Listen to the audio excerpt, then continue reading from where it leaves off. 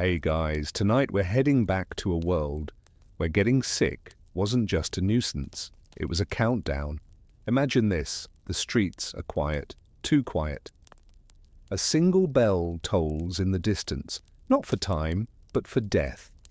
A child sneezes and a whole household holds its breath. You check the sky, not for clouds, but for omens. Because something is coming, and you probably won't survive this. So before you get comfortable, take a moment to like the video and subscribe, but only if you genuinely enjoy what I do here. And if you're watching from somewhere interesting, drop your location and local time in the comments. I love seeing where these midnight wanderings take us. Now dim the lights, maybe turn on a fan for that soft background hum, and let's ease into tonight's journey together. You don't know their names, no one remembers the sailors. Just that their ship docked in Messina in 1347, and by the time the locals had unloaded the cargo, the city was cursed. The men aboard were already dying, black boils, high fevers, blood coughing, and nobody had any idea why, except maybe the rats. You wouldn't even notice them at first. A flicker of fur behind a barrel, the twitch of a tail near a sack of grain. But they're everywhere. And riding on them are fleas, tiny, almost invisible, but deadly. Those fleas carry Yersinia pestis, a bacterium that doesn't care if you're king or cook. One bite and you're marked.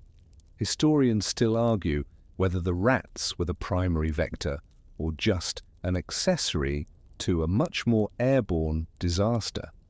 Some say it was the fleas alone, spreading through clothes and bedding. Others point to contaminated grain or even human lice. But the rats? Oh, they became legends, blamed, burned, banished. Trade routes became death routes. The Silk Road, once a tapestry of spices and silks, now stitched plague from China to Crimea. In a weird twist of fate, the very networks that connected humanity were now spreading its undoing. You see, in a pre-globalized world, the Black Death was globalization's first horrific proof of concept. You can't help but imagine it, a merchant caravan rolling into a quiet village, and within days, half the children have fevers. A ship arrives in port, and within weeks, entire city blocks fall silent. This wasn't a slow burn, this was wildfire. One quirky detail. In some cities, people believed cats were witches' familiars and killed them en masse. Ironically, fewer cats meant more rats. More rats meant more fleas, well, you get it. Sometimes medieval logic was just a fast track to catastrophe, and oh, did the church have opinions. Some said this was God's wrath, others blamed the stars, a few even pointed fingers at strangers, foreigners, or the unlucky. If you were looking for scapegoats, medieval Europe offered a full buffet. But let's zoom in, shall we? You're a dock worker in a Genoese port. You've heard rumors. Bad things from the east, black boils in Constantinople, but that's a world away. Until one day, a ship glides into your harbor like any other. Only this time, the crew doesn't disembark. A few collapse at the gangplank. They're leaking blood from their gums. One grabs you, whispers something you don't understand, and dies. You're not scared, not yet. But that night, you scratch your neck. You think it's nothing, just an itch, a flea bite. 2 days later, your armpits swell like bruised peaches. Your breath smells metallic. Your joints ache like winter. And somewhere deep inside, you know, you won't be the same tomorrow. There's something truly medieval about this kind of horror. Not just because it happened then, but because it feels old, ancient, like the earth itself exhaled sickness. And still the rats keep moving, up rivers, across borders, through back alleys and castle kitchens. They gnaw through grain, scurry through sewers, and carry something that can bring a continent to its knees. Next time you see one, maybe tip your hat. That's not just a rat, it's a little harbinger of apocalypse in fur. You wake to shouting in the streets. It's still early, but the sun's already too hot for comfort. People are arguing near the docks. Someone's slammed the city gates shut. A word keeps passing from mouth to mouth like a curse on the wind. Pesty. You stumble to your feet and look toward the harbour. The ship is still there, black sails limp, no crew visible. They say it's cursed, that it brought death with it. You hear someone mutter that even the rats are leaving the vessel. And if the rats are fleeing, you should too, but it's already too late. The Black Death doesn't knock. It bursts in like smoke, like rumour, like a nightmare you can't wake from. It slides through cracks, rides the breath of a cough, settles in the folds of a cloak. By the time you know it's in your city, it's already inside your house. They say it starts with a fever. Then come the aches, the shivers, the vomiting. But the true sign, the one everyone whispers about, are the buboes. Great black swellings in the armpits, groin and neck, painful enough to make you scream, hence the name bubonic plague. Historians estimate it killed between 75 to 200 million people worldwide. In Europe alone, 1 in 3, maybe 1 in 2, would die. Think about that. Every third face you see on the street gone within a few months. And not quietly. You're told not to touch the sick. But your neighbour is coughing through the walls, your brother won't wake up. Your child's fever is rising, and the priest says it's best to pray from outside the room. There's no consistency. Some people last a week, some are gone by sunset. Some scream for water, others just slip away in their sleep. Faces blackened, tongues swollen. You don't know which would be worse. One quirky rumour flying around, that rubbing crushed emeralds on your skin might prevent infection. If that sounds ridiculous, just remember, you've also been told to sleep with a chopped onion in your mouth to avoid fresh air and to bury toads in your yard. Desperation doesn't wait for science. Meanwhile, whole towns go silent, streets empty except for carts collecting the dead. Church bells ring not for weddings or sermons, but to count the fallen. Some places they ring every 15 minutes. You begin to hate the sound. Venice, always ahead of its time, establishes one of the world's first lazarettos, quarantine islands where incoming ships and travellers are held for 40 days. That's where we get the word quarantine, from 40 giorni, 40 days. It was a bold move, and still the plague slipped through. In England, the king fled to the countryside with his court. Nobles locked themselves in manors. The poor? They stayed where they were, crowded, coughing, dying. And you? You're somewhere in between, wondering if you should run, wondering if there's anywhere left to run to. One scholar once wrote that the living was scarcely sufficient to bury the dead, and that might be the truest thing you've ever heard. You try to ignore the stories of entire villages where no one survived, of cities barricading their own gates, leaving travellers to die outside the walls, of parents abandoning their children, of priests refusing last rites. But the stories keep finding you, carried by traders, by soldiers, by that whispering wind. And then there are the symptoms that don't make sense. Some victims foam at the mouth, others have seizures, a few just collapse in the street with no warning at all. Historians still argue whether this was one disease or several. Was it purely bubonic or pneumonic or even septicemic, turning blood into poison in hours? It might have been all three. You want to believe there's logic here, a pattern. But the plague doesn't follow rules, it mocks them. It kills doctors and peasants alike. It ignores prayers. It devours cities and skips hamlets. It's chaos in biological form. And yet, you keep moving. You wear herbs in your coat, burn rosemary in the corners of your home, boil vinegar to clean your hands. Does any of it work? Probably not, but it makes you feel like you're doing something. And in times like these, that's everything. The smell is what you remember most. It clings to the alleys, to the linens, to your own skin, a mix of rot and wood smoke and sweat and grief. It seeps into your dreams. It makes food taste like ash. It settles behind your eyes and never quite leaves. You try not to look at the plague pits, but sometimes you have to pass by. They're huge now, trenches, filled with bodies, stacked and covered, then stacked again. The gravediggers work fast, heads down. They don't speak. You don't ask. You go home. You lock the door. You light a candle and pray, though you're not sure what to say anymore. The Black Death is here, and it's not done with you yet. You hear it before you see it. A raspy cough, then 2, then 5, then silence again. The silence is worse. It means someone didn't make it through the night. You peek through a crack in your shutters. Down the lane, a cart creaks slowly by. A man walks ahead of it, ringing a handbell with a hollow clang. "Bring out your dead," he calls, voice hoarse, maybe from grief.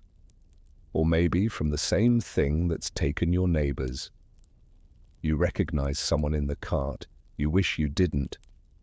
This is what the worst days look like.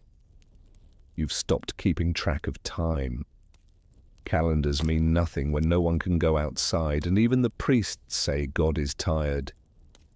You've sealed your door with strips of cloth soaked in vinegar, but you still wake with nightmares of coughing.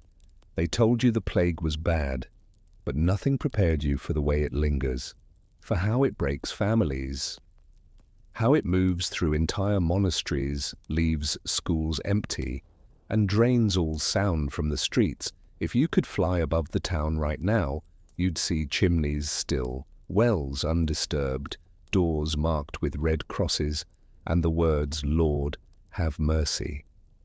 The horror isn't in the fire and chaos, it's in the waiting. You tend to your sister. She came down with the symptoms 2 days ago. You boil water, steep herbs, try to spoon broth between her cracked lips. She's sweating through the straw mattress, whispering things that don't make sense. She calls out for people who aren't there. You pretend she'll get better, but both of you know she asks you to sing. You do, even though your voice shakes. When the sun comes up again, she isn't breathing. You wrap her in what's left of a clean sheet. You try to carry her, but she's heavier now in that stillness. The cart doesn't come today, so you dig a shallow grave in the garden. You tell yourself she would have liked that. Sunlight, the scent of mint nearby. You hope that's enough. One odd thing, people start avoiding bread, not because it's unsafe, but because bakers are dying so fast that loaves come with rumours instead of freshness. In some places, they accuse bakers of poisoning the flour. In others, they say flour itself is cursed. You eat barley gruel instead. It's bitter, but it doesn't scream. Historians still debate whether these changes in diet affected long-term health or just compounded the suffering.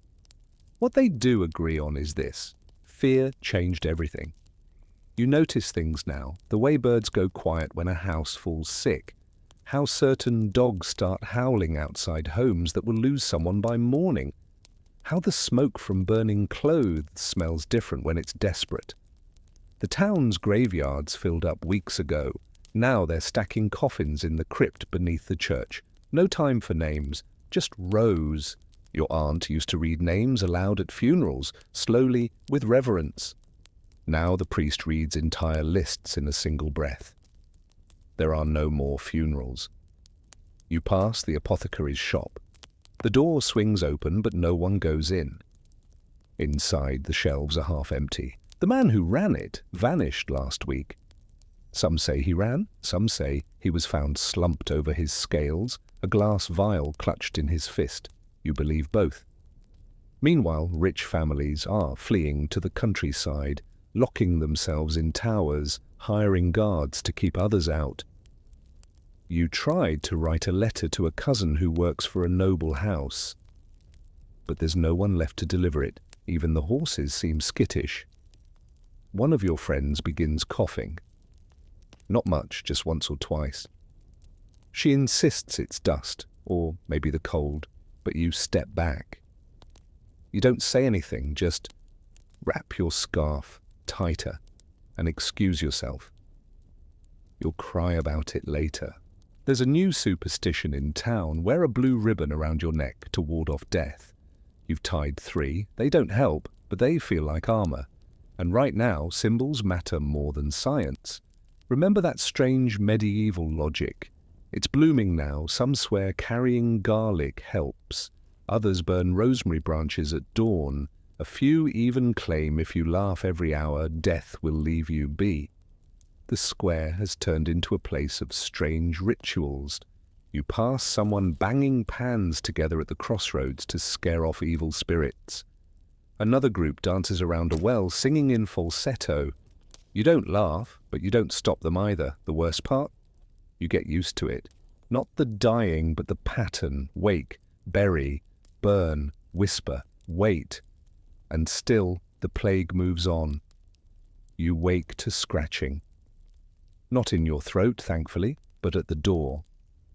For a moment you think it's a dog or maybe a rat again, but no, it's a man in a long, dark robe. He wears a wide-brimmed hat and leather gloves, and his face is hidden behind a curved beak. You freeze.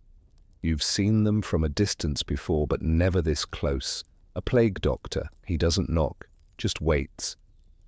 You watch from the crack in your shutters. His mask, grotesque and bird-like, turns slightly as if sniffing the air. The beak is packed with dried herbs, lavender, cloves, mint, sometimes rose petals. The theory? If bad smells cause disease, then strong smells will block it. It doesn't work, of course, but it's all anyone has. You don't open the door. He eventually walks on. The beak mask wasn't just for style, it was science, or what passed for science. The air was thought to be poisoned, full of miasma. So they tried to purify it. Vinegar-soaked handkerchiefs, pomanders of spices, aromatic oils rubbed on the temples. No real cures, just fragrant hope. Some plague doctors were actual physicians. Many weren't. A few were barbers, butchers, or just men desperate enough to take coin in exchange for walking into hell. They'd lance your buboes, prescribe fasting, or, if you were lucky, recommend bleeding you with leeches. Yes, the leeches again. They always come back. One fun fringe theory. Some people believed the beaked mask gave doctors supernatural immunity. They said it scared away demons or tricked death into thinking the wearer was already a corpse. And when you see one glide silently through the fog, you almost believe it.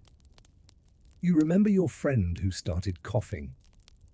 She didn't make it through the week. Her house is sealed now, shutters nailed shut, a red mark daubed on the door. You pass it on the way to the well, trying not to look, but you always do. By now you've seen several plague doctors. Some walk quickly, heads down. Others bless homes or whisper prayers through closed doors.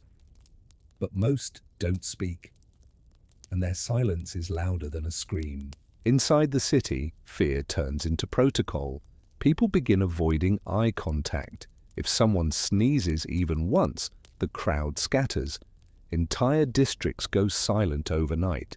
You stop asking why the baker didn't open. You just look away and keep walking. Historians still argue whether the doctors helped or harmed.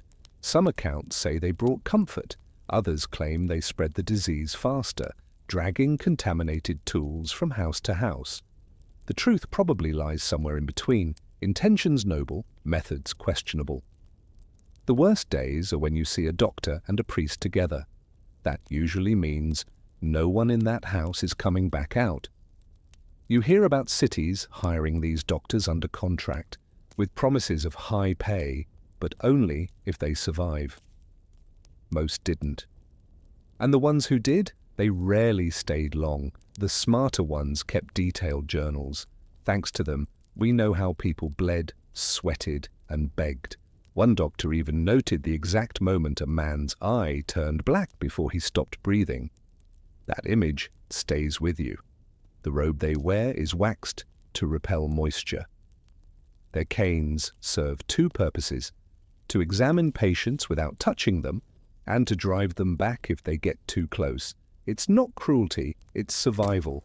You find yourself imitating them. A cloth over your mouth, a walking stick to prod doors open, gloves if you can find them. You're not a doctor, but it's either pretend or perish. In some towns, the doctors are attacked. People think they're bad omens or even bringers of the plague. You hear of one being thrown into a river, another beaten with his own cane. Grief turns into fury, and fury needs a target. Still they walk on. Your neighbour, the old woman with the herbs, says a plague doctor once saved her niece, lanced the swelling, burned the clothes, made her drink boiled nettle water mixed with honey. The girl recovered. It's rare, but it happens. Miracles do sneak through the cracks sometimes. There's one doctor you begin seeing more often. He walks your street every other day, pauses at the same houses, touches the same doorframes. You never see his face. Just the outline, robe stiff with wax, gloves creaking, beak tilting ever so slightly as if listening to some tune no one else can hear. You wonder what he dreams about.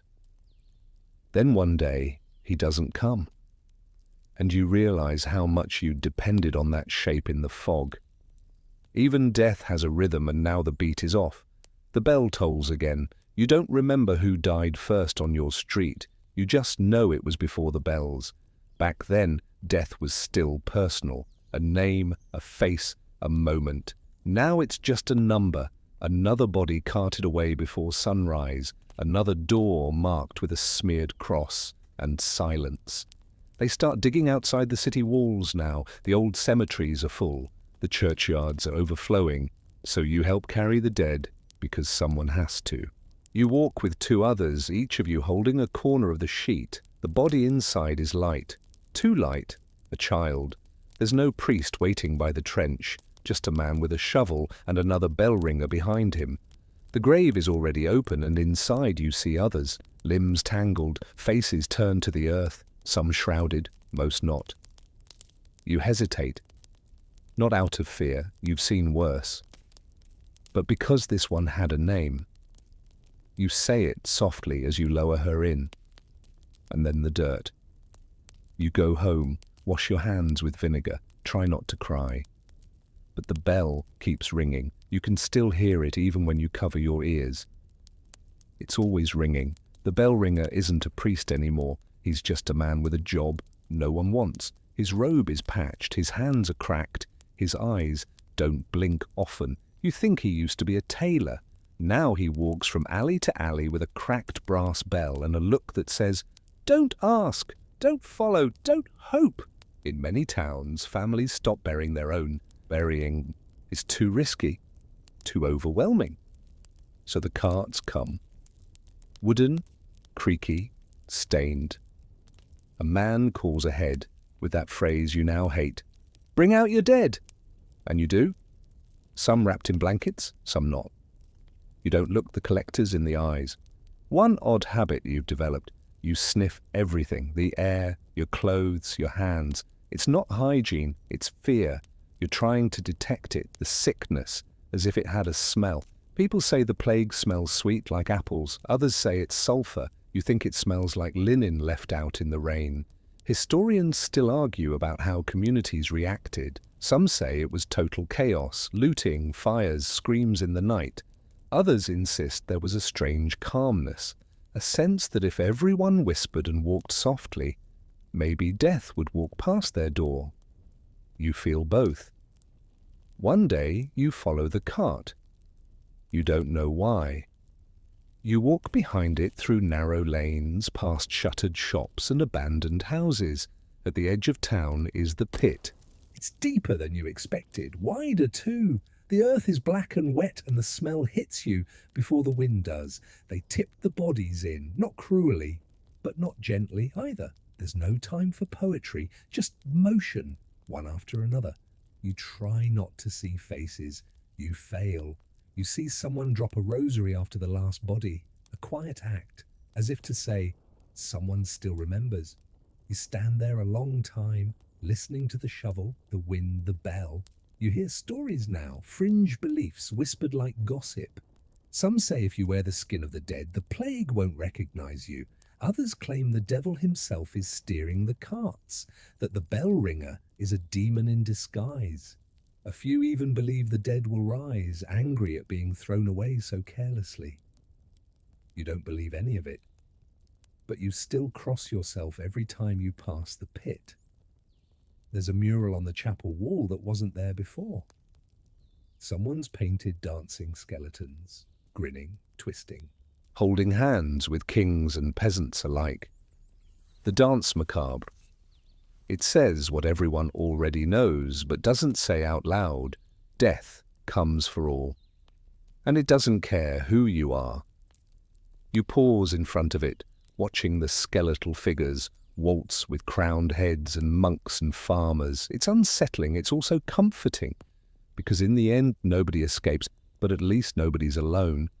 You begin to hear chants at night, not prayers, not protests, just voices rising and falling in rhythm. You peek through the slats and see a procession, hooded figures walking barefoot, beating themselves with ropes, chanting in Latin.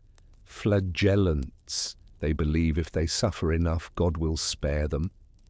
You wonder if they're right. You also wonder if they'll bring the plague with them. The church tries to stop them. But the church has lost control. The priests are dying too. One day, a child passes you something, a scrap of paper. It just says, "You are not alone." You don't know who wrote it, but you fold it carefully and keep it in your sleeve. That night, you sit by the window and hear no bell, no cart, no coughing, just the wind, soft and steady, brushing past the shutters like a hand. And you sleep. For once, you sleep. The first time you see them, it's just paint. At the corner of the church, someone has begun sketching skeletons on the walls, at first with charcoal, then with red and black pigment. They dance, grin, and play instruments. Some wear crowns, others hold scythes. One is offering a flower to a weeping monk. You stand and stare longer than you mean to. It's beautiful, in a terrible way. And familiar, more appear. On the baker's shutters, on the side of the well, carved into the wood of the gallows by the gate. The dance of death is everywhere. You've heard whispers that it began in Germany, or France, or maybe in the dreams of a painter who woke in the middle of the night and couldn't forget what he'd seen. Historians still argue where exactly the danse macabre originated, but nobody argues what it means. Death is dancing with you now, and he does not care who you are. You remember how, once, there was an order to things. The priest blessed the bread. The magistrate wore red on feast days, children played with hoops in the square. Now, the priest is gone, the magistrate fled. The square is silent except for those painted bones, cavorting in a mockery of joy. One morning you wake and find a new mural above your door. A skeleton in a cloak is reaching for a young woman holding a spindle. Below, someone scrawled the words, "He chooses when, not we." You leave it there. To wash it off feels like lying. Your dreams are stranger now. You see parades of skulls, hear flutes with no players, wake sweating from dreams of dancing, and worse, joining in.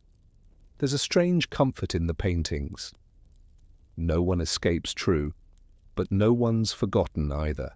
The peasant and the prince both waltz the same circle. You start to hum as you pass the images, a little tune someone taught you in childhood. You don't remember the words, just the rhythm. In the chapel, someone has arranged bones into patterns. Skulls stacked into arches, femurs laid like floor tiles. The effect is eerie, but not cruel. It feels like art, or maybe reverence. You kneel there longer than you planned. Someone behind you whispers that the church in Sedlec once did the same, that monks turned their ossuary into a chandelier of bones. Is it true? You don't know, but you picture it. 1,000 ribs catching candlelight, swaying as if alive. Another rumor, the dance macabre protects you. That death, amused by the attention, moves along without claiming his admirers. So you add your own mark. A stick figure on your cellar wall, spindly limbs, a hollow grin, holding hands with a child. It's not good, but it feels honest. The songs begin next. Children skip down alleyways, singing verses no adult remembers teaching them. Little poems about coffins and roses and black silk ribbons. You hear one. Ring a ring of silence now. One by one they all fall down. You can't help but smile, darkly. There's something deeply medieval about it. Finding rhyme in the ruin.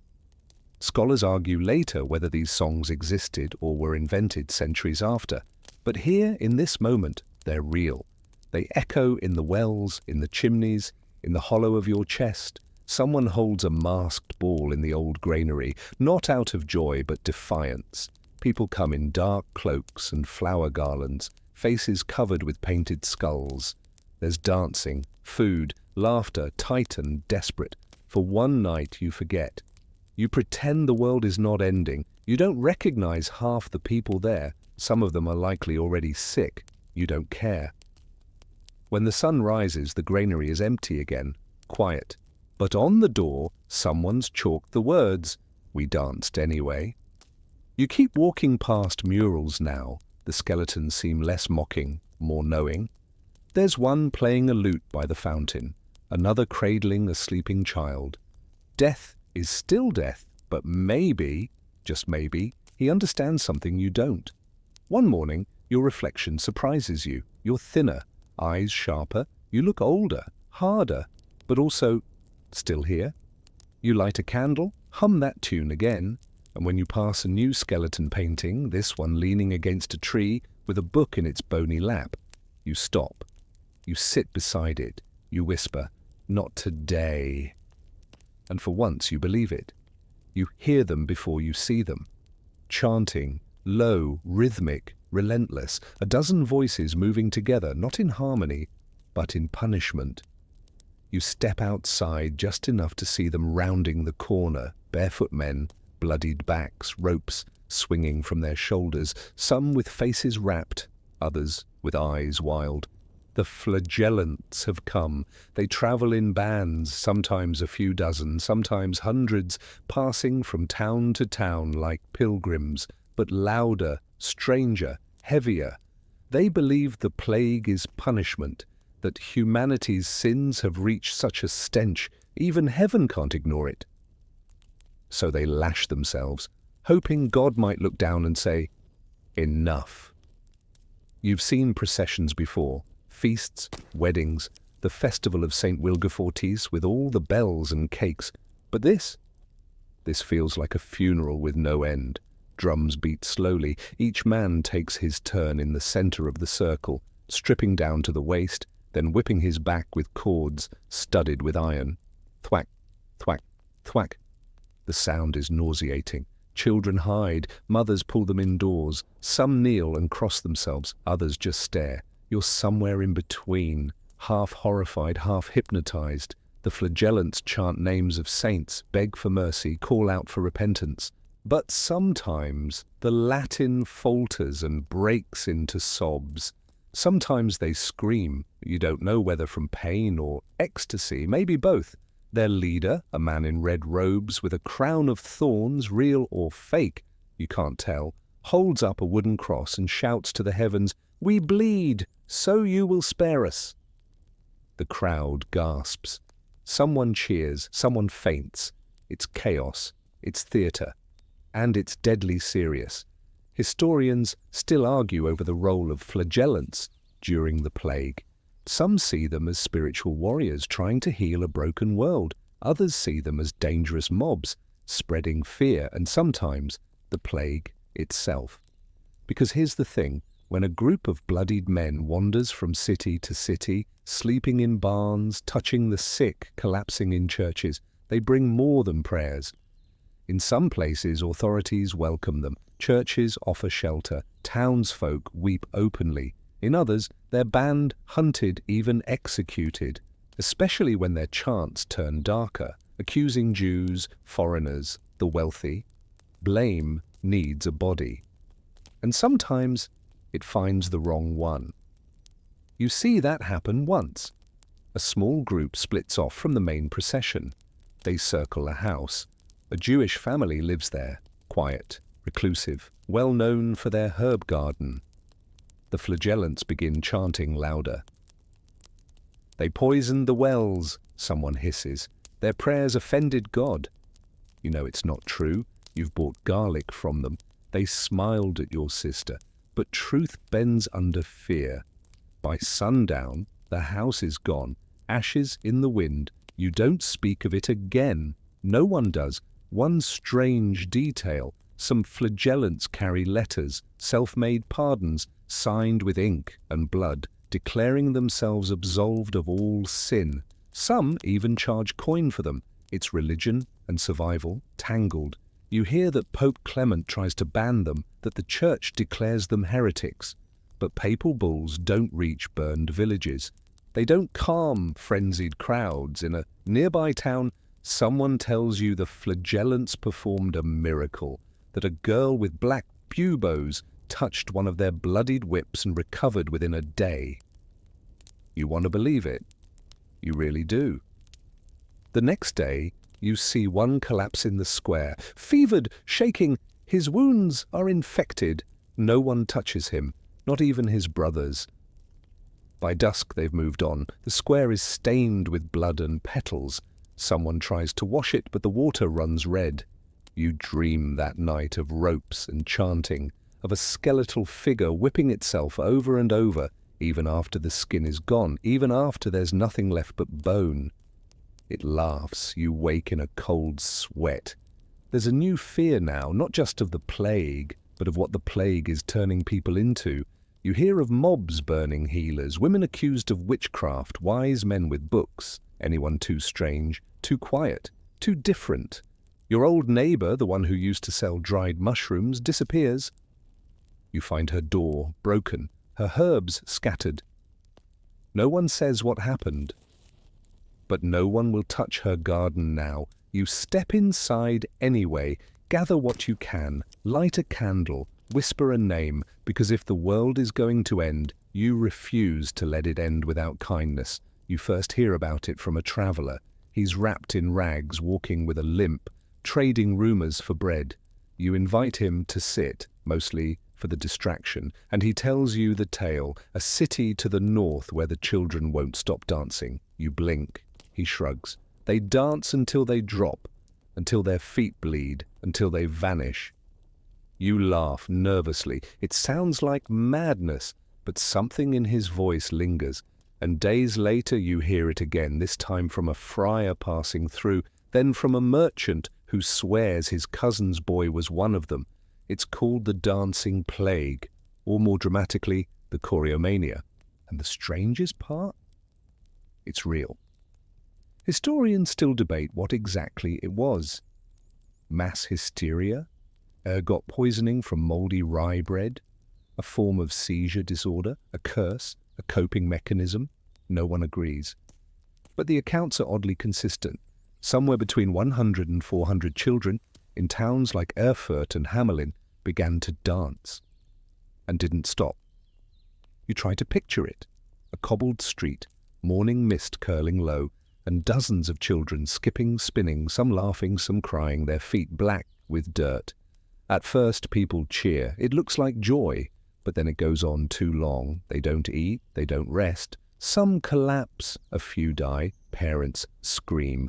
Clergy try exorcisms. Physicians prescribe leeches and cold water. Nothing works. The music is in their heads, or perhaps not in their heads at all. In the case of Hamelin, the most famous version, the story becomes darker. A stranger arrives, colourful clothes, a pipe in hand. He promises to rid the town of rats for a fee. The town agrees. He plays. The rats drown in the river. But when the town refuses to pay, the piper plays again. This time, it's the children who follow. They walk out of the gates, still dancing. and vanish. Some say they were led into a mountain. Others say they drowned. Others claim they reappeared years later, changed. The earliest versions of the story don't include the rats at all. Just the missing children. That's what makes it worse. You walk past the church later and see a new carving, 20 children in a line, hands clasped, led by a figure with a flute. The expression on their faces isn't joy, it's something else, something hollow. And suddenly you remember a strange melody you heard last night, soft, drifting through the mist. You thought it was a dream, but now you're not sure. One of your neighbors reports her daughter waking in the middle of the night, dancing silently in the kitchen. When asked why, the girl says only, "He said I had to." You don't ask who he is. Even the monks are uneasy. One tells you of a manuscript from decades ago, locked in the abbey library, describing compulsive dancing during times of plague. That when death becomes too heavy, the body moves against it, frantic, desperate, irrational. Maybe it's the soul trying to shake off its fear. Maybe it's possession.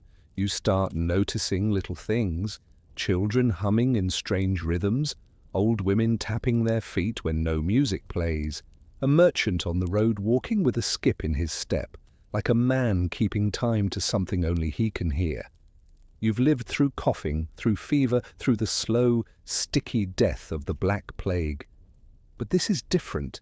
This is joy gone sour, celebration warped into compulsion, no blood, no sores, just movement, and the inability to stop.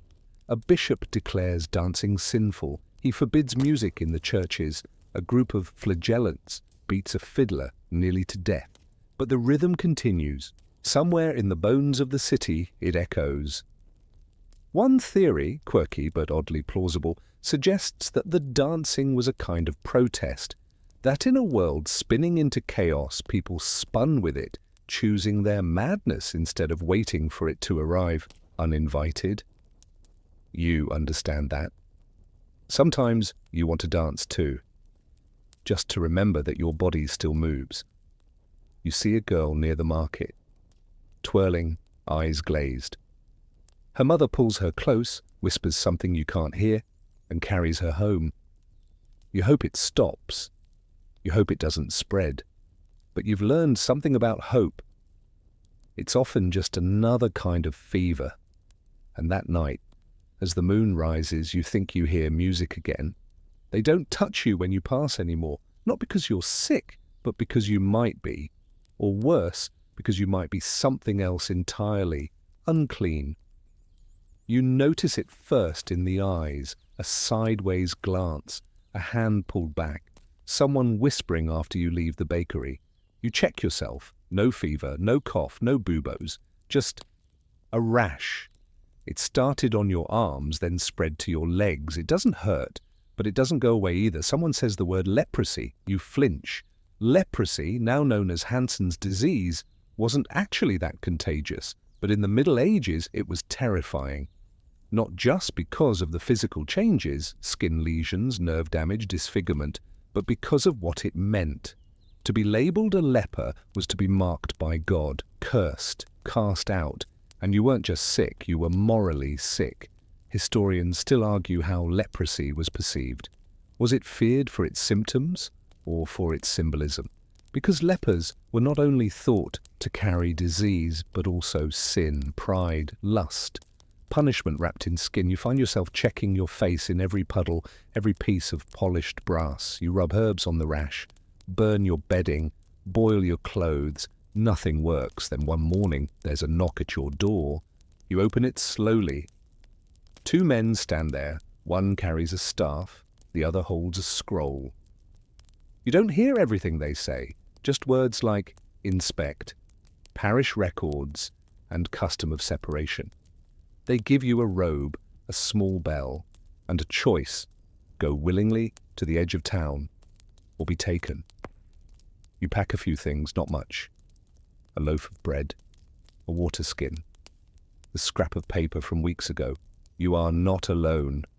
The leprosarium lies beyond the far wall near the marshes, a place for those cast out but not yet dead. You walk slowly, head down. No one says goodbye. The gates are wooden, low. Inside you find a handful of others, some scarred, some not. A woman with her nose collapsed, a boy missing 3 fingers, an old man who greets you with a crooked smile and a joke. Welcome to the land of the forgotten. The food is terrible, but the view is decent. It's quiet here, too quiet, but in time you find a rhythm. You tend a garden, you learn names. You stop checking your skin as much. One quirky fact you overhear. In some places, lepers were allowed to marry as long as they both had leprosy. There's a grim romance in that. A love with matching scars. The bell they gave you? You're supposed to ring it if you walk near town, to warn people. You hate it. The sound feels like guilt, like a confession you didn't make. You stop ringing it.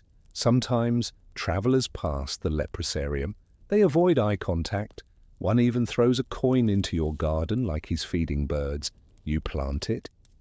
Inside the compound, life slows. There's no plague here, no dancing, no rats, just silence and skin and the question that haunts you. What if I'm not even sick? Because the rash faded weeks ago. Some in your little community believe they were misdiagnosed. Others say it doesn't matter, you were sent away and that's what counts. You wonder, is this exile or protection? One woman here used to be a midwife. She still talks to herself sometimes. Hums lullabies no one's heard in years.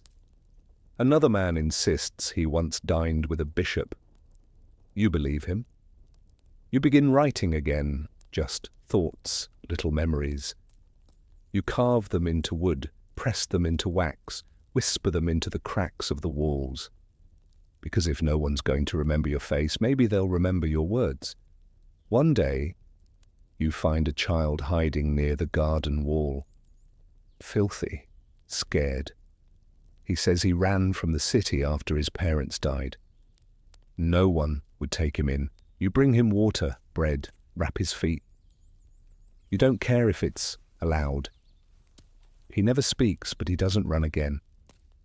You both sit in the dusk light, staring at the sky through the gaps in the palisade. He draws shapes in the dirt. You tell him the names of stars. And for a moment, it doesn't feel like punishment. It feels like peace. They may have locked you out of the world, but here, in this quiet place, you realize something. You're still human, and no one, not disease, not the church, not even death, can take that away. It starts with a shiver. You're in bed, thin blanket, thicker night, and your skin suddenly prickles, not from cold but from something deeper, like your bones are disagreeing with the air. You sit up. Your shirt clings to your back. Your mouth is dry. And then you start to sweat. Welcome to the sweating sickness, a plague that's less famous than the Black Death, but in many ways more terrifying. Because unlike the long, horrible slow burn of bubonic fever, this one kills fast, sometimes within 6 hours, sometimes within 2.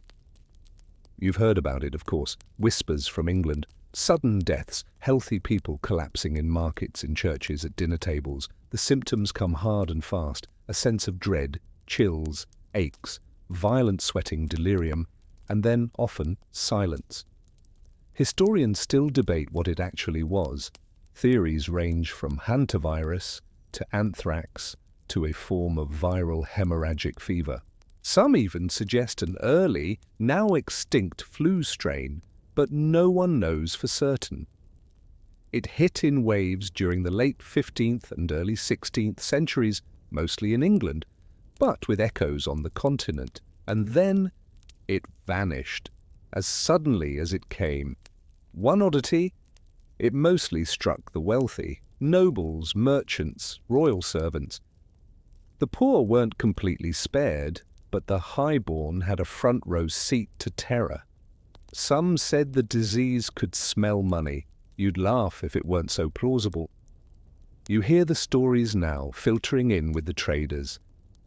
A noble at court, fine silk soaked through with sweat, eyes wide, whispering the Lord's Prayer as he convulsed on the marble floor. A bride collapsing mid-vow.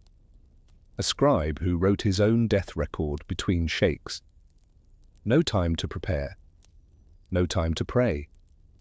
Just a sudden feeling that something is wrong, followed by the storm. In your town, people start avoiding each other again. Not for plague, but for this new thing.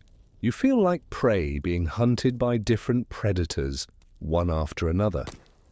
You watch your neighbors differently now. Who's flushed? Who's pale? You take fewer breaths near strangers. A local priest declares that the sickness is the wrath of idle sweat, which doesn't make much sense, but people nod. Another man sells sweat-proof undergarments made of vinegar-soaked linen. They smell terrible. He sells out anyway. You do what you can. Drink boiled herbs. Avoid wine. Wear garlic amulets. Sleep with the window open. Sleep with the window closed. Sleep with one eye open. It doesn't help, but it keeps your hands busy. And still, the stories keep coming. One tale sticks with you. A servant in a manor house. Strong, young, fast. He wakes with a headache, goes to wash his face, and dies before the water cools. His master, dead that afternoon. The entire household by nightfall. You start noticing the sweating. On others. On yourself. Is it too much? Is it normal? You check your pulse 5 times an hour. You imagine you feel dizzy.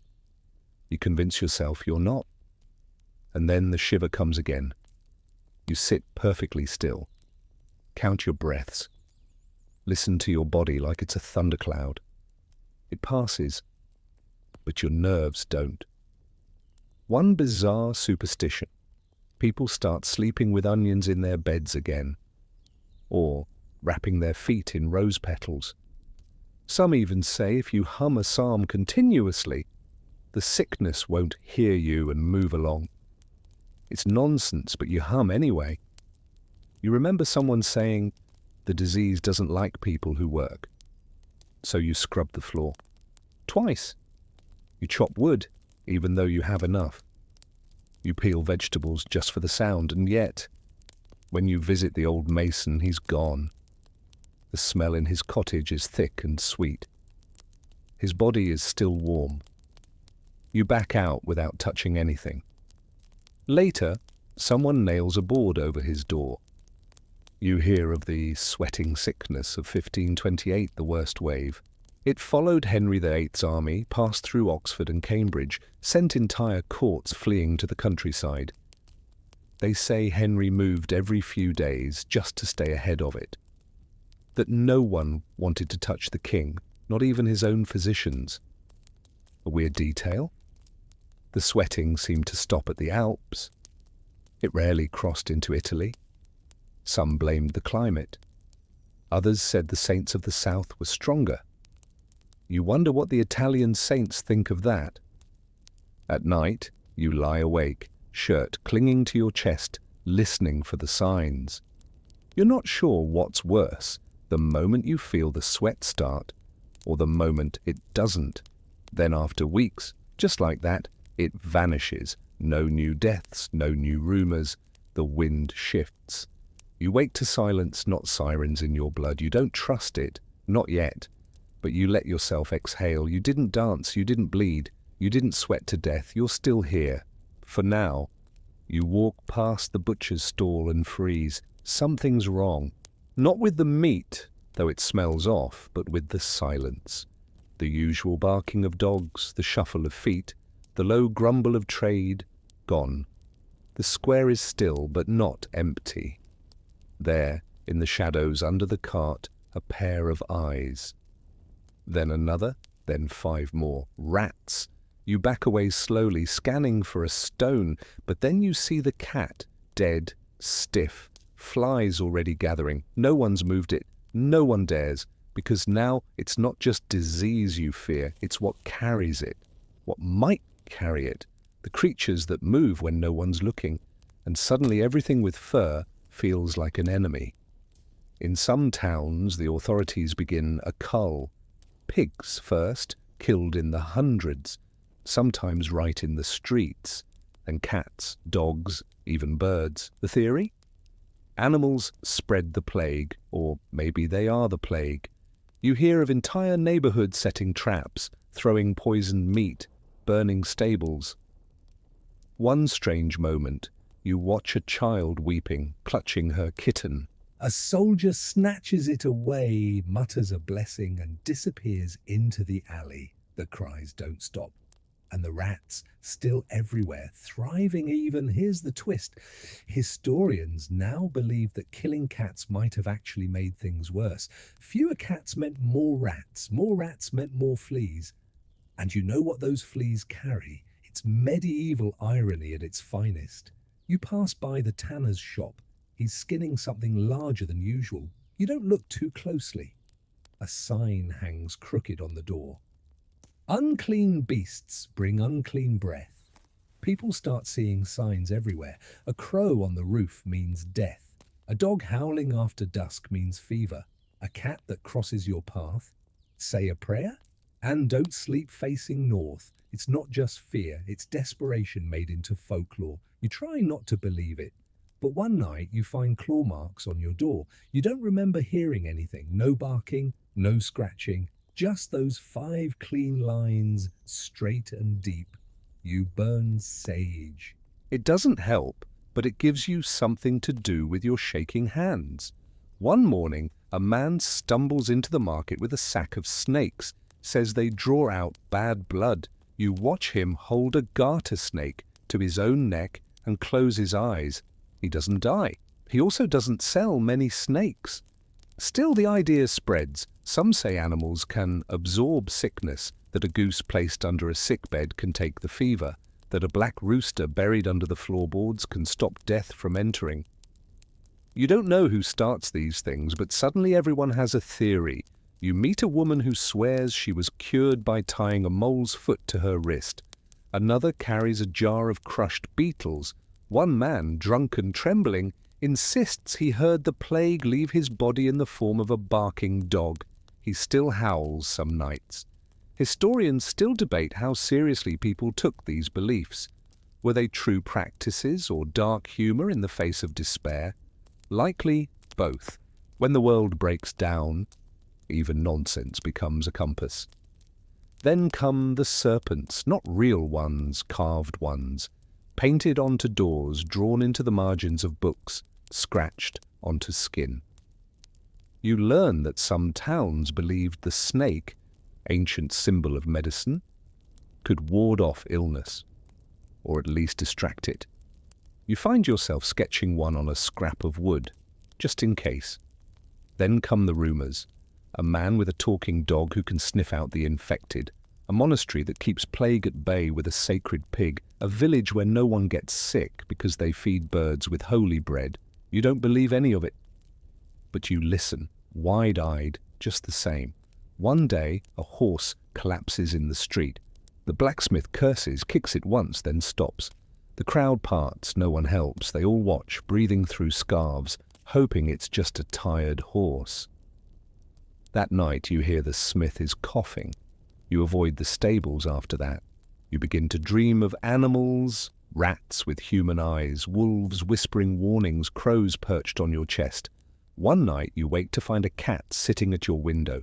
You don't remember letting it in, it just stares. You leave it a saucer of milk. In the morning it's gone. You start keeping breadcrumbs by the door, not because of superstition, just to feel like something out there knows you still exist. Something with eyes and heartbeat and hunger. Not everything with fur is an omen. Some things are just alive, like you. Still, you thought it couldn't get worse. You were wrong, because now it's not the disease itself that keeps you up at night. It's what it makes people do. It starts slowly. Quiet murmurs, suspicious glances. A woman says her goat died after her neighbor passed by. A child points at an old man and says, "He looked at me, and now my mother is sick." Someone finds herbs tucked under a doorstep and calls it a hex. And just like that, witch fever spreads. It's not the plague this time, it's people. Paranoia thick as fog, curling under doors, seeping into church pews and dinner tables. The kind that needs a name to blame. And it often finds that name in a woman who lives alone, speaks softly, and gathers roots at night. Historians still argue how much the plague contributed to the rise of witch trials, but most agree, in times of crisis, the line between healer and heretic blurs fast. You remember the midwife from 2 streets over. Always had clean hands, always smelled of sage. Delivered your cousin's baby by candlelight. She's gone now, the house is boarded up. You saw smoke there once. They say she cursed a family, that she invited the sickness, that her cat spoke in dreams. You know it's madness, but even you feel the pull.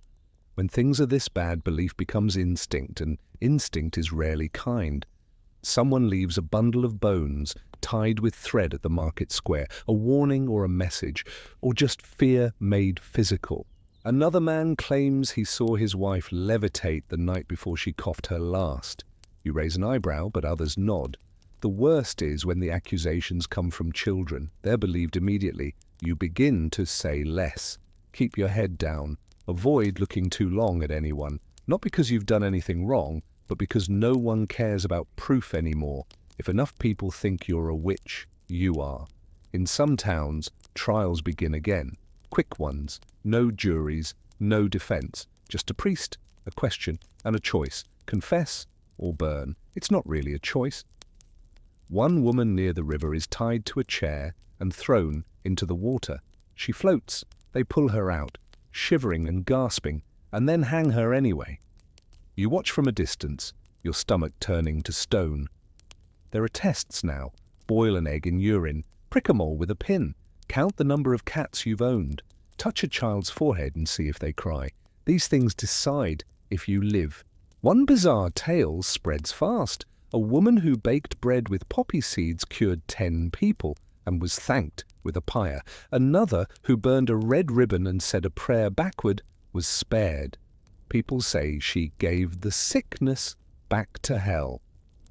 You don't know what that means, but part of you envies her. You visit the old apothecary's house again. It's been ransacked, bottles shattered, herbs scattered like leaves. Someone's painted witch on the door in soot. You gather what you can. It's not much, but enough to make a sleep tonic. You haven't slept well in weeks. That night, a boy throws a rock at your window. When you look out, he runs. But the next morning, you find a chicken's skull on your doorstep. You sweep it away. Say nothing. The church tries to calm people, briefly. But even the clergy are losing ground. One priest says witches summoned the plague. Another says it's punishment for not burning them fast enough. They argue while you count bruises on your arms. A new fear rises, the evil eye. People start wearing amulets with eyes carved into them, blue glass, scratched bone.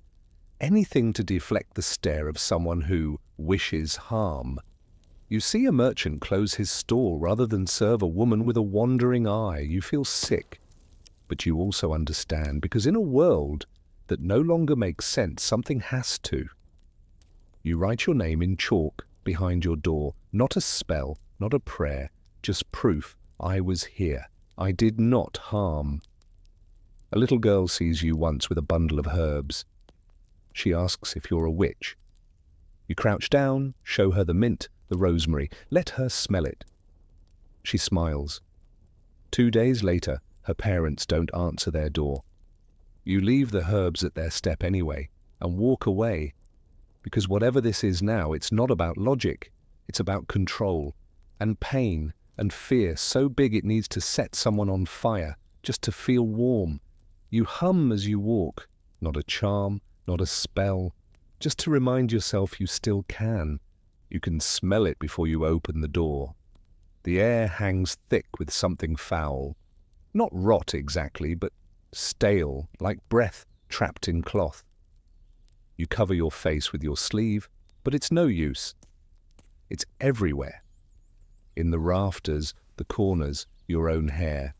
You light a sprig of rosemary, not because it helps, but because it might.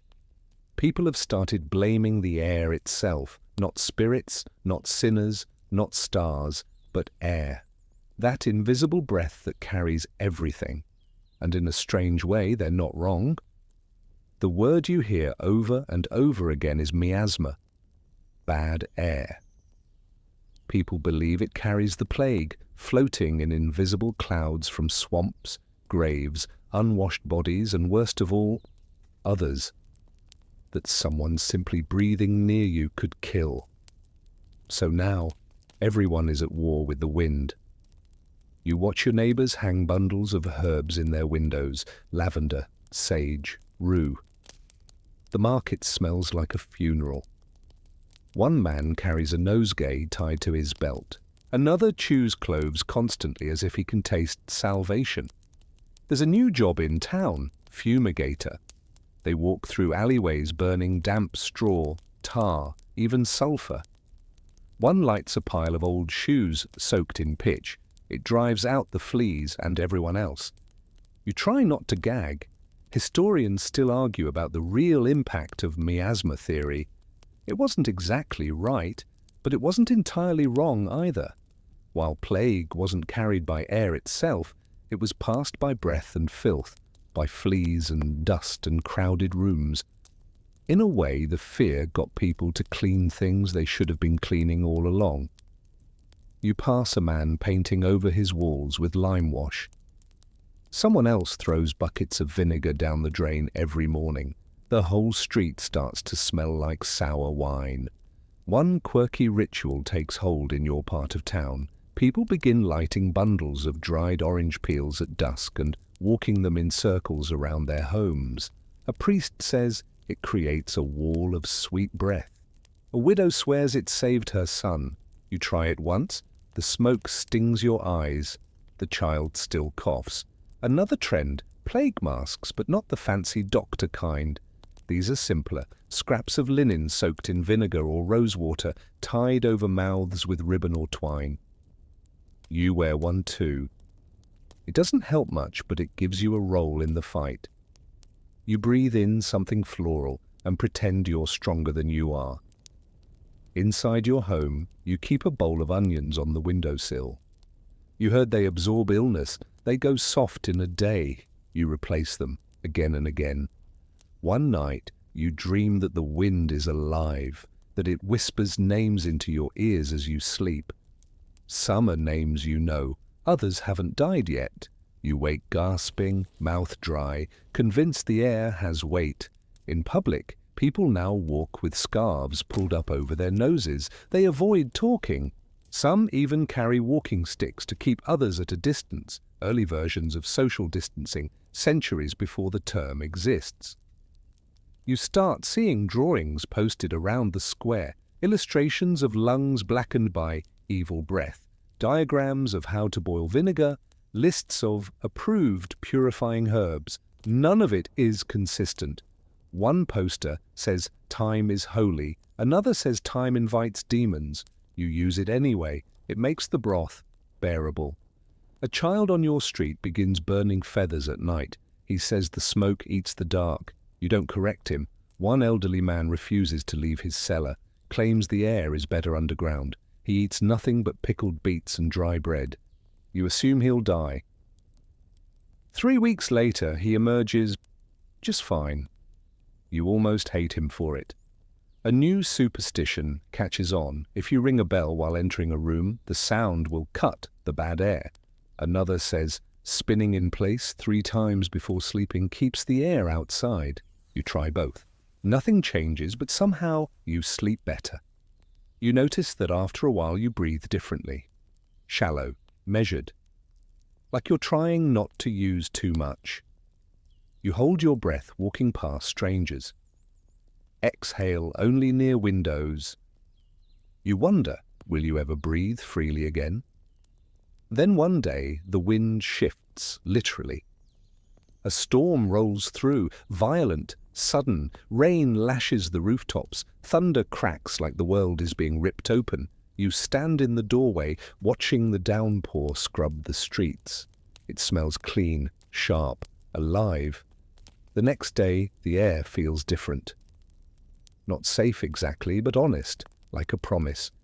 You open the windows, let it in just for a moment. You don't cough, you smile. And for the first time in weeks, you take a deep breath and don't think about dying. The harbour is quiet. Too quiet. Ships bob gently in the water, their sails furled, ropes creaking like tired bones. But no one moves on deck. No one shouts orders or throws barrels. The gangplanks are drawn up. A single red flag flutters at the mast, faded, sun-bleached, ominous. You know what it means. Plague ship.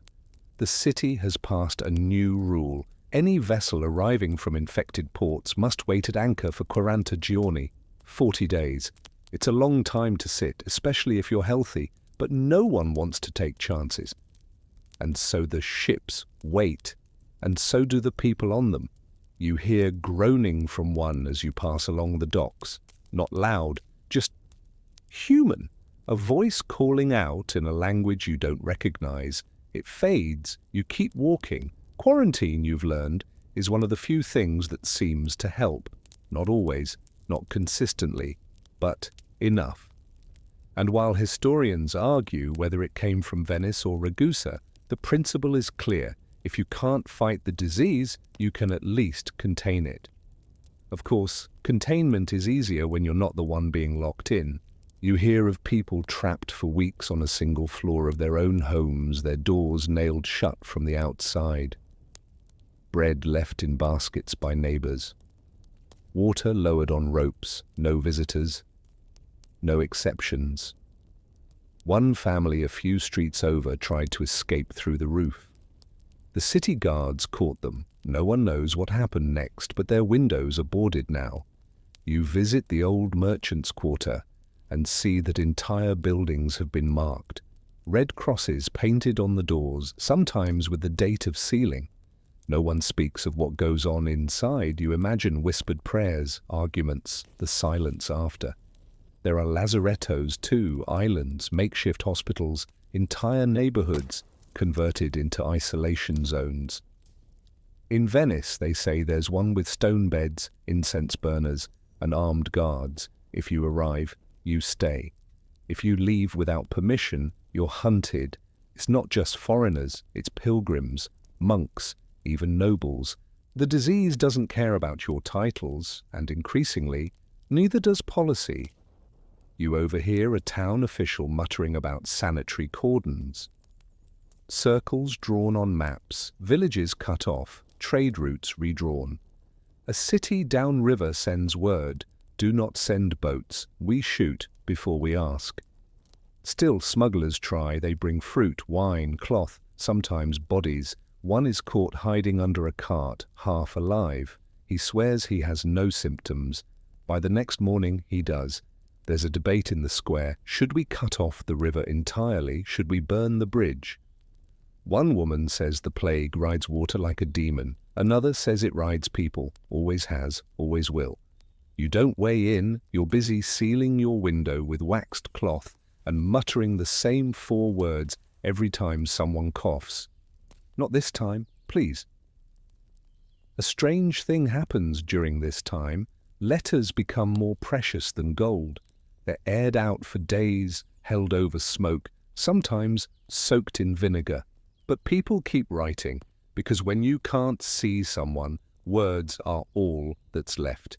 You keep a bundle of them in a drawer, some from friends, one from a stranger, slipped under your door with no signature, just a line of poetry. If the wind forgets your name, I will not. You read it every night. One old woman begins a courier service, sort of. She doesn't deliver letters, just reads them aloud outside people's windows. She wears a scarf over her mouth and carries a little bell. She recites with a voice like sand, and somehow it still brings tears. People listen. Because even now, even locked away, we need to hear each other. You hear of a town that chained its gates shut. No one in, no one out. They ran out of flour after 3 weeks. Then they started baking with sawdust. In another village, the opposite, they opened their borders to fleeing families. Within a month, every house had smoke curling from the chimneys, and not from cooking. You realize something. Quarantine only works when people trust it, and trust is in short supply these days. One odd trend begins to surface: people crafting health passes, handwritten notes claiming they've already survived the plague and are now immune. Some are real, others are forged. Doesn't matter. People start using them to shop, to travel, to cross barriers. Some even wear tokens, wooden or metal badges, showing they've been cleared. You wonder how long before someone starts selling those too. And amidst all this, the ships still wait. You watch them from a hill one evening. Their flags catch the breeze. Lanterns glow faintly. Somewhere out there, a man is marking off days on the wall. Somewhere, someone is whispering prayers to the stars. They say isolation is safety. But after long enough, it just starts to feel like forgetting. You light a candle, not because you're sick, just to be seen. You lie still. It's not the quiet kind of still. It's the kind where your limbs feel thick and your breath sits too shallow. The fever hasn't come, but you've seen the signs. You know the drill. You've heard it enough times. If it starts, you bleed. Welcome to the cures, or what passes for them. The medieval medical playbook is full of rituals, remedies, and recipes, and only a few of them are survivable. Someone knocks softly. It's the old herbalist, the one who talks to her plants. She offers you a flask. It smells of garlic and honey, maybe vinegar. You drink it anyway, can't hurt. Then someone else offers to help, this time with knives. Bloodletting is the treatment of choice for everything from headaches to heartbreak. You've seen it before. Veins opened, blood draining into bowls. The theory is simple. Too much bad blood. Let it out. Never mind how weak the patient already is. You lie down and let the barber surgeon prepare his tools. Not a doctor, not exactly, but he has a leather apron and hands that don't tremble. That's enough. He ties a cord around your arm, pulls it tight, finds a vein. The first cut is surprisingly clean. The bowl fills faster than you'd like. You feel dizzy, not sick, dizzy, empty dizzy. He says that's good. You want to disagree. But your tongue feels like linen. Historians still debate how effective bloodletting really was. Most agree it wasn't. But it persisted for centuries. Because it felt like doing something, like fighting back.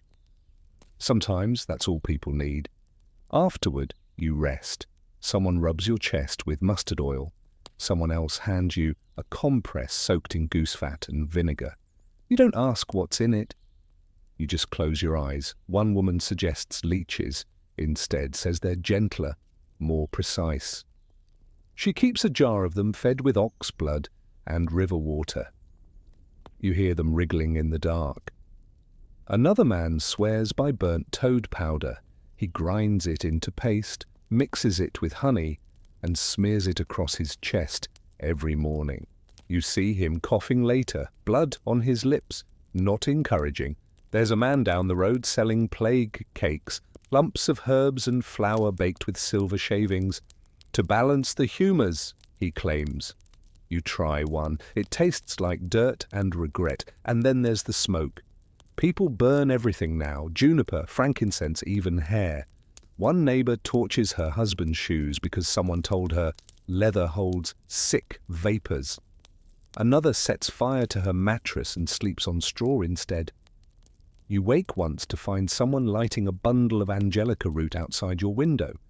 You don't stop them. It smells clean, like earth, like maybe there's a reason it's called an angel.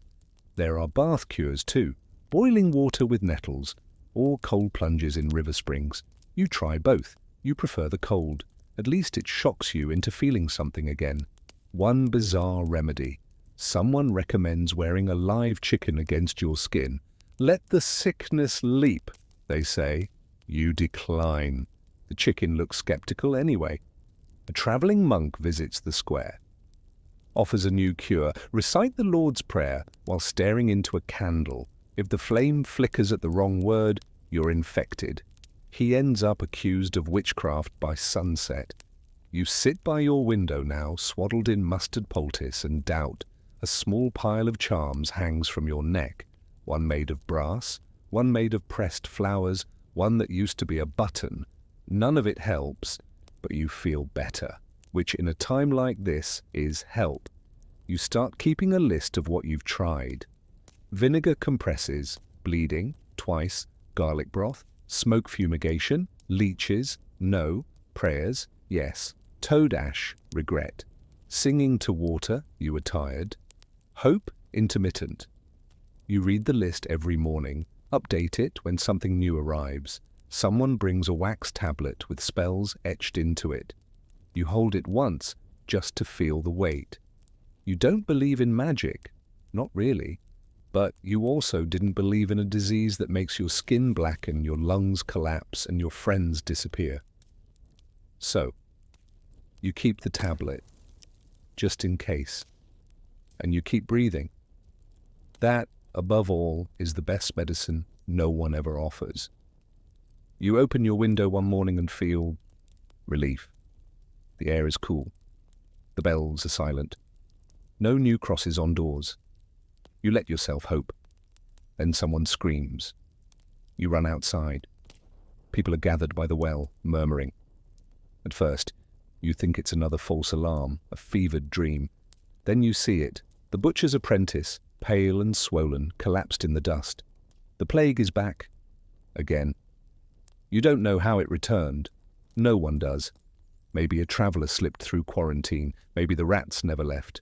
Maybe it never really went away, just rested, like a storm waiting to circle back. Whatever the case, the second wave has begun. And this time, it's different. You notice it spreads faster now, fewer buboes, more coughing. Or the priest who visited the sick is gone within 3 days. 2 nuns vanish next, then the baker's wife. The church bells ring again, tentative at first, then constant. People begin to crumble, not just bodies, spirits. The hope that had just begun to grow? Gone. The streets feel tired. Even the rats seem slower, more brazen. Historians still debate the causes of the plague's repeated waves. Some blame shifting climate patterns. Others suggest mutations in the bacterium. Some argue population density, disrupted sanitation, or the movement of soldiers. It doesn't matter. What matters is this. You're still here, and the world is sick again. You had barely begun to rebuild. A few markets reopened. Children played again, cautiously. Now everything is reversing. Windows are shuttered, bread lines disappear. The midwife closes her door and refuses to answer knocks. The word persistence takes on new meaning. The second wave is crueler. It targets the strong. A soldier who survived the first outbreak drops in the street. A woman who nursed 5 through fever coughs once and is gone. You see it in their eyes. The survivors of round 1 thought they were safe, immune, untouchable. Now they realize that death takes no notes. A strange calm settles over the city, not acceptance, resignation. The feeling of a second storm after the first has already torn off the roof. You begin marking days with charcoal on the wall, but the pattern breaks. One day lasts forever. Another passes in minutes. Time warps when there's no rhythm. You find an old calendar and cross off days that never happened. One old man whispers that the plague is a beast with a memory, coming back for those who dared forget it. Another says God is angry that we tried to move on. You start hiding your hope in small places. A clean spoon, a letter pressed between floorboards, a tiny braid of rosemary you wear under your sleeve, and then, again, it fades, slower this time. Fewer deaths, the coughing less violent. The priest doesn't die, the candles burn longer, the wave recedes. You don't believe it at first. No one does. It takes weeks before people unlock their doors, months before songs return, years before laughter feels real again. But it does come back. Eventually, until the third wave, and the fourth, and the fifth. The plague keeps coming, like the tide. Not every year, but often enough to never feel safe. It becomes background noise, a threat you don't name, but always expect. People start building habits around it. Funeral clothes ready at hand, windows built with slats for air, but not contact, gardens grown less for beauty, more for survival. Some towns create plague clocks, painted dials marking past outbreaks, hoping to predict the next. They don't work, but the gesture matters. You begin to live differently, you share more food, you waste less time, you say things aloud, kind things, because silence might take you before sunrise. And eventually, you stop asking when it will return.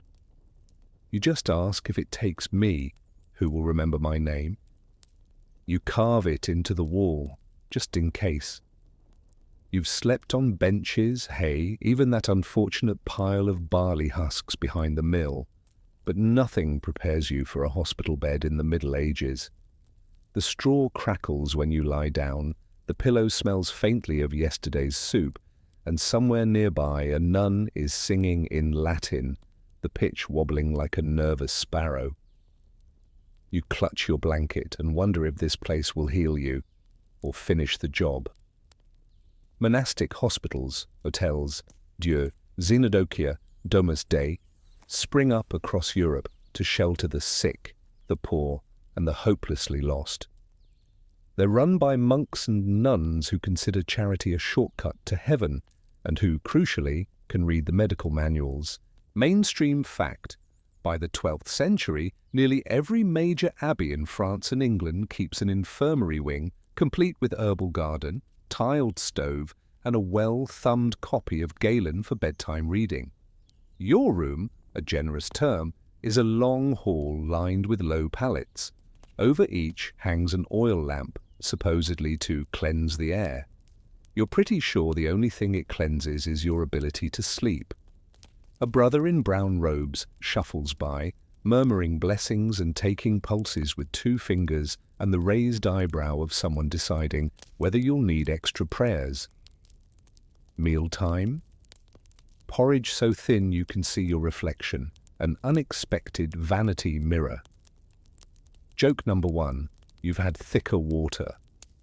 Still the monks are kind. Brother Peregrinus wraps your wrist with linen soaked in honey and wine, both antiseptic, who knew, then offers a draught of ale for courage. Medieval joke number 2. In this hospital, the line between prescription and happy hour is charmingly blurry. Historians still argue whether monastic infirmaries focused more on spiritual salvation or genuine medical treatment. Either way, you've never heard a doctor today prescribe 3 Our Fathers and a pint of stout. Night descends. Chanting drifts from the chapel, Salve Regina echoing under the rafters.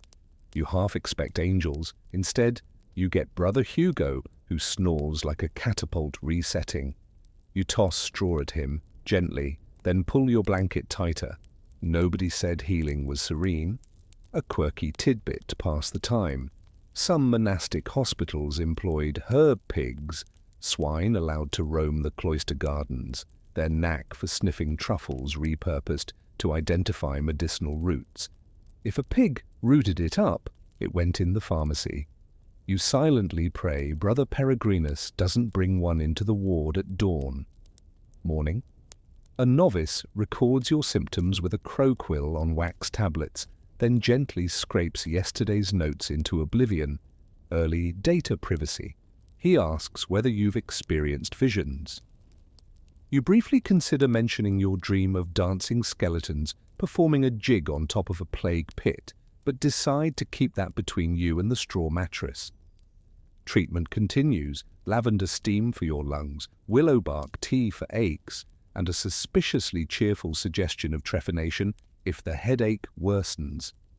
Joke number 3. Nothing clears a migraine like an unsolicited skylight in your skull. Yet you notice small miracles. A girl with a festering wound is already walking. Brother Peregrinus credits the honey dressing and, modestly, Saint Blaise. An old soldier's cough eases after time's syrup. You overhear laundry sisters boiling sheets, primitive infection control. Sure, they hang them to dry next to the latrine, but progress rarely smells perfect. Outside, the infirmary garden brims with calendula, comfrey, and enough garlic to scare off every vampire from here to Transylvania. Not that you'd mind a nocturnal visitor who isn't coughing. You help weed for fresh air and distraction. The sun feels like medicine, too. One day, a traveling physician arrives, proud of his university robe and Greek verbs. He debates the superiority of leech versus lancet with Brother Peregrinus until both forget you're sitting there, arm still bleeding. They compromise, one leech, then a bandage of ground egg yolk and rose oil. Consensus, medieval style. At Vespers, someone rings the infirmary bell. A new wave of plague victims from the harbour. The brothers prepare spare pallets, mix extra vinegar wash, and move you to the far corner, triage before germ theory. You grip your blanket, heart thudding, persistence again.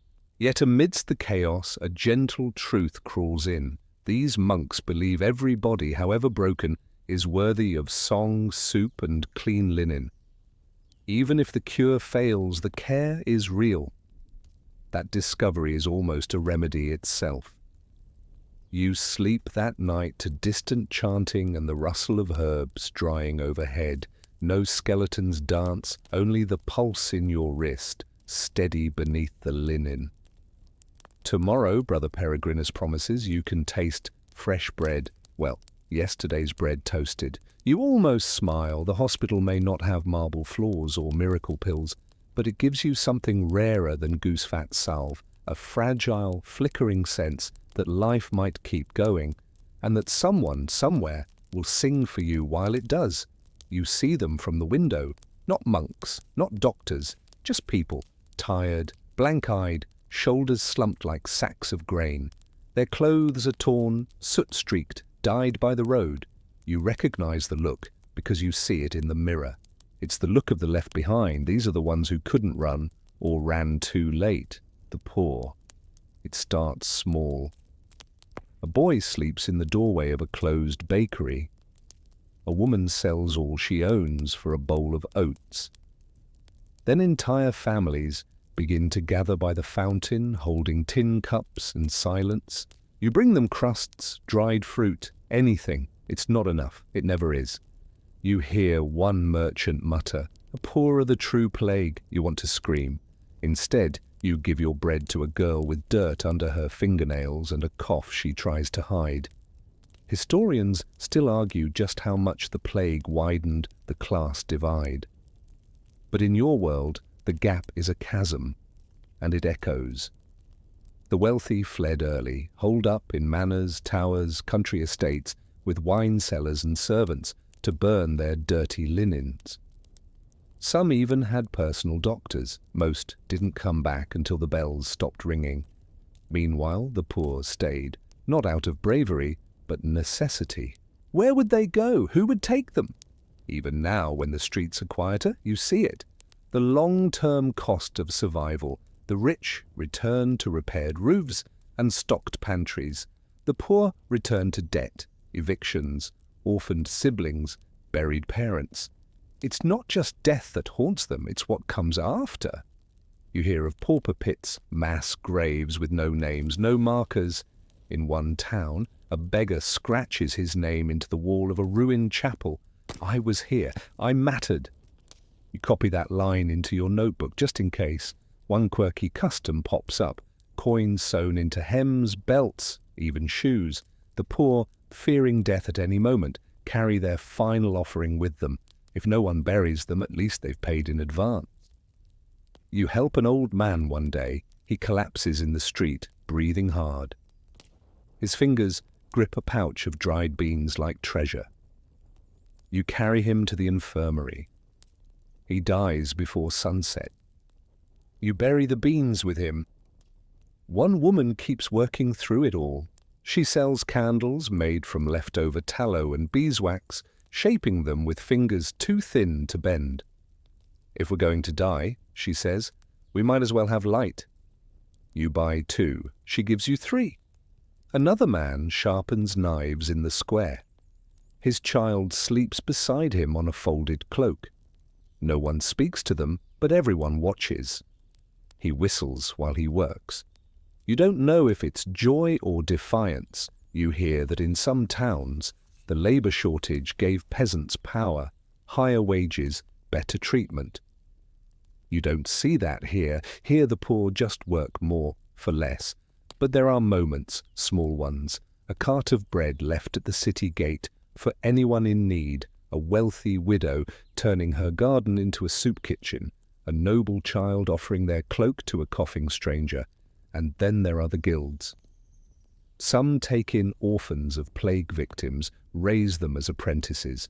Others open their halls as shelters. It's not perfect. It's not enough. But it's something. One afternoon, you walk past a group of children playing in a courtyard. No shoes, no supervision, no order, just laughter, a game that involves chasing shadows. You watch from a distance, heart aching. They don't know what they've survived. Not yet.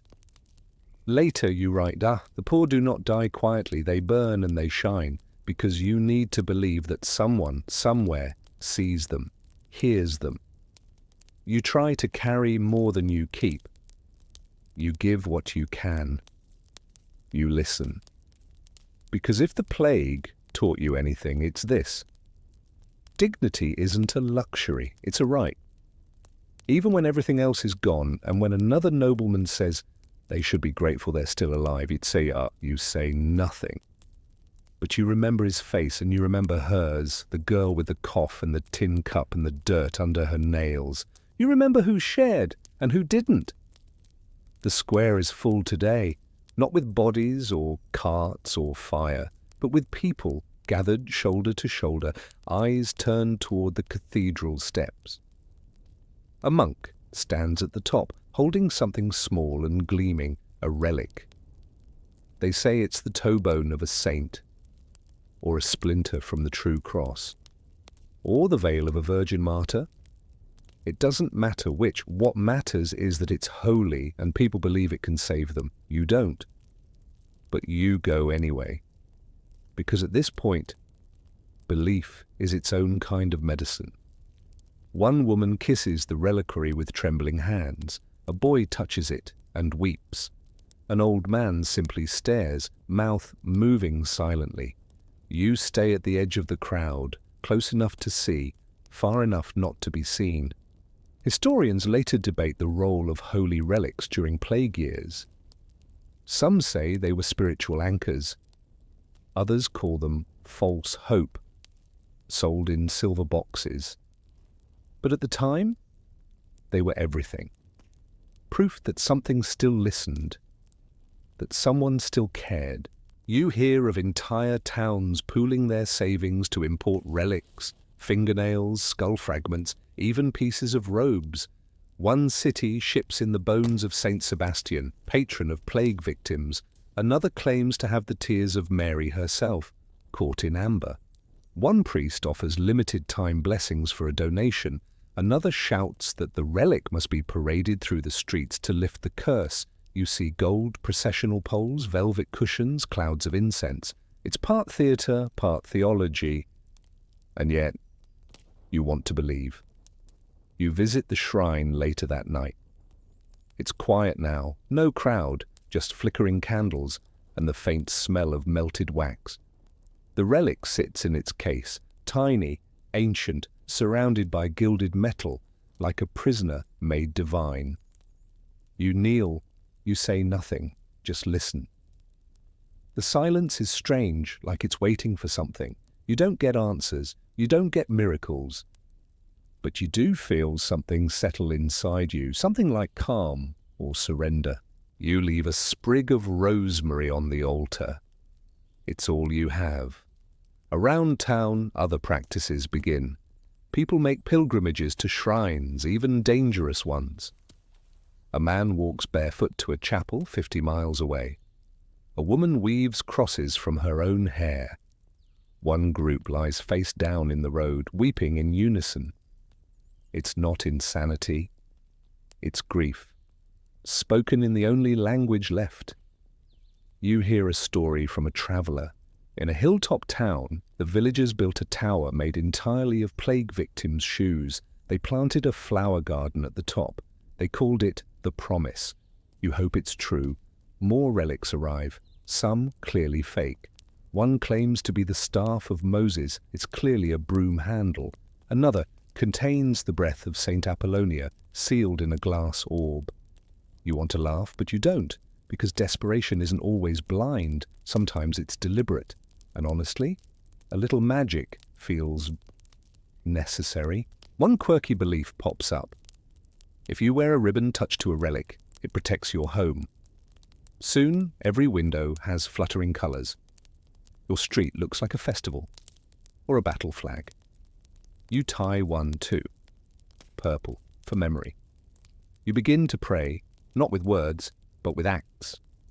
Folding sheets for the infirmary, scrubbing door handles, planting thyme near the well. You call it ritual, not superstition, because belief is no longer about what you believe. It's about what you choose to do with your hands. You hear of a priest who buried 300 bodies and never got sick. They say he wore a relic in his shoe. You don't know if that's faith or foot odor. Either way, he's still alive. You write his name down, and every night you return to the shrine. Just for a moment. Not to ask, not to beg, just to remember that once people thought this tiny piece of bone could hold back death. And maybe, just maybe, it did. Because you're still here. And you're not alone. The street is quiet now. Quiet. Not silent exactly. There's still the flap of laundry in the wind, the bark of a stray dog chasing ghosts, the soft clink of someone stacking firewood. But the urgency is gone. The fear that used to live in every breath has stepped back. It hasn't disappeared, just stepped into another room. You walk through the city like someone returning from war. The buildings look the same, but the people don't. Everyone carries something invisible now. Some carry sorrow, some carry anger, most carry both. And yet, people are planting again. The herb seller is back with her baskets. The blacksmith's son is hammering something that isn't a coffin. Children draw suns and stars on the ground in chalk. You pause, watch one sketch a grinning skeleton holding hands with a smiling child. You don't correct her, because the dead are still here, just in quieter ways. This is the part no one prepares you for, what survives when you don't. Names carved into pews. Rings passed from finger to finger until no one remembers whose they were. Jokes, dark and terrible, that only make sense if you've lived through it. Paintings of dancing skeletons on walls that should have been whitewashed. Prayers tucked under floorboards, bread baked with herbs from gardens that grew between graves. You walk past a house with boarded windows and a note scrawled across the door. We lived here, please remember. You do, you always will.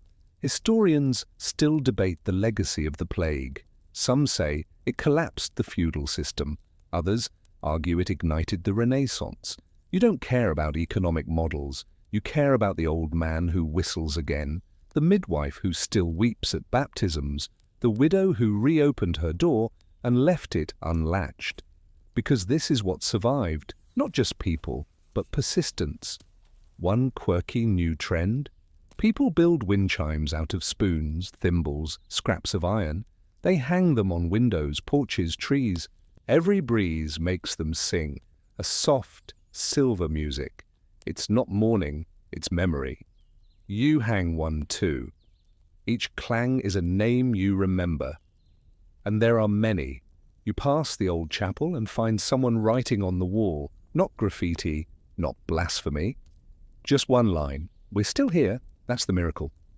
You pause, read it again. Then, slowly, you take out a piece of chalk. You write beneath it. And we remember. Because you do. Not everything needs to be rebuilt. Not everything can be, but stories? They stay.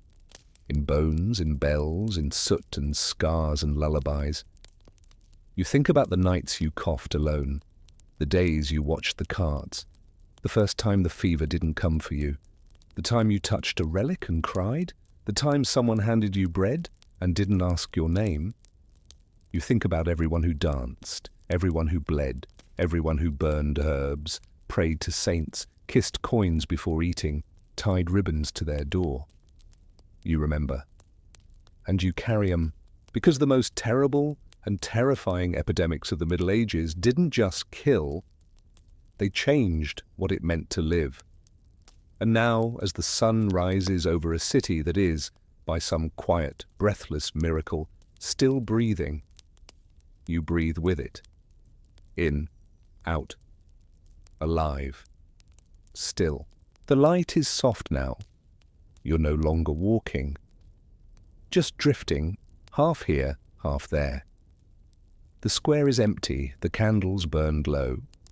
A breeze moves through the trees like someone whispering your name. You rest your head against the cool wall, feel the grain of the stone, count the spaces between chimes. The sounds around you grow distant, footsteps, distant birdsong, maybe laughter from the next street. Or maybe it's a memory. Hard to tell. It's quieter now, gentler.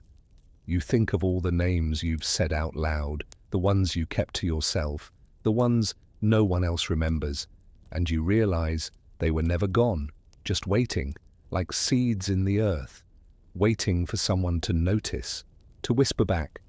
The wind carries the scent of rosemary and soot. Familiar, comforting. You close your eyes. The world feels smaller, closer, like a room with no walls. You're not afraid anymore, because you've seen the worst, and you're still here, still warm, still whole, still whispering thank you to the sky. You press your hand to your chest. Feel the beat there. Soft, steady, yours. You've made it through the dark. And in the morning, you'll remember what it means to start again.